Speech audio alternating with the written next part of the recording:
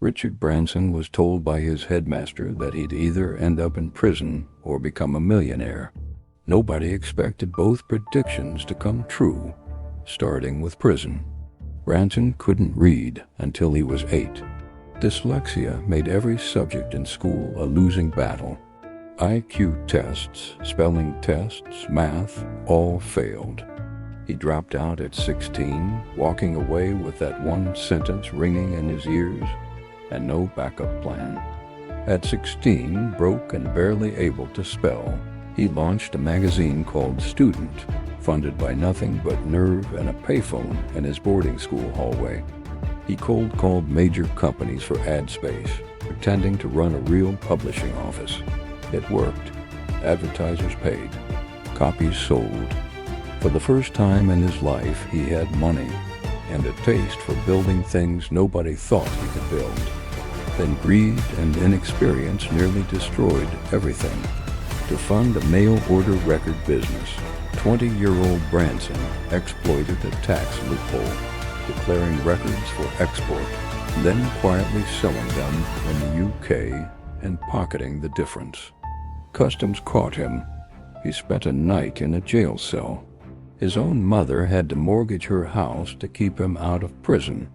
He spent years paying that debt back, installment by installment, while running the business that had almost ended him.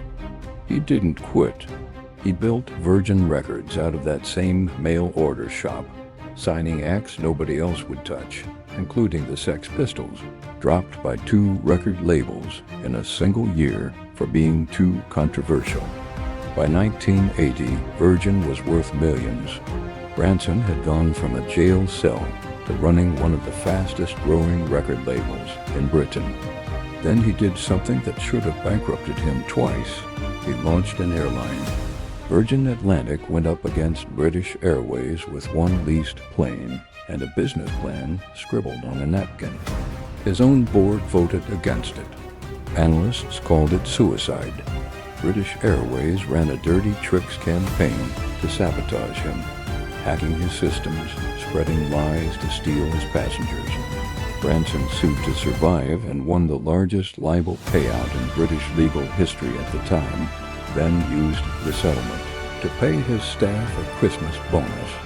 He nearly died proving a point more than once.